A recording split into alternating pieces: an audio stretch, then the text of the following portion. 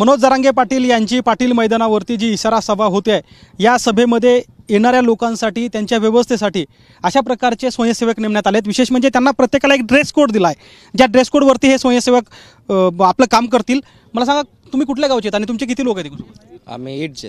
बरं, तुमच्यावर काय जबाबदारी? तुमच्यावर जबाबदारी महिलांसाठी सुरक्षा करणे किंवा पाणी बॉटल देणे, त्यांची बसण्याची व्यवस्था करणे, म्हणजे इथं त्यांना काय अडचण होऊ नये, महिलांसाठी स्पेशल जागा समाज किंवा आपापले समाज असे समाज आम्हाला सांभाळण्यासाठी सोडलं इथं। बरं, पण मला सांगा, काय व्यवस्था तुम्ही करता? सगळे कशी व्यवस्था करता? काय काय व्यवस्था तुमच्याकडे? आमच्याकडे व्यवस्था अशा प्रकारे असते। आमच्या 3 प्रकारे ड्रेस कोड दिलेले आहेत। पुरुषांची जी बसण्याची व्यवस्था आहे याच्यासाठी गुलाबी कलरचे ड्रेस कोड दिलेले आहेत। त्यांची बसण्याची व्यवस्थापासून त्यांच्या जाऊपर्यंत सगळी व्यवस्था म्हणजे आम्हाला उभा राहून करण्याची सगळी जबाबदारी दिलेली आहे। महिलांसाठी आम्हाला हे भगव्या कलरचे टी शर्ट दिलेले आणि पार्किंगसाठी व्हाईट कलरचे टी शर्ट आहेत।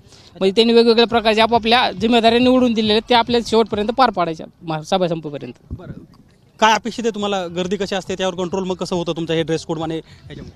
यामधून जे गर्दी आहे त्या गर्दीमध्ये काही गोंधळ उडू नये किंवा काय हे होऊ नये यासाठी आपलं तीक्ष्ण नजर ठेवून आपल्याला जे किंवा महिलांना कोणाला चक्कर किंवा काही आले तर आपलं काम आहे की त्यांच्यावर पूर्णपणे हे करून आपलं नियोजन करणे। अच्छा, पण हे सगळे एका गावातले सगळे?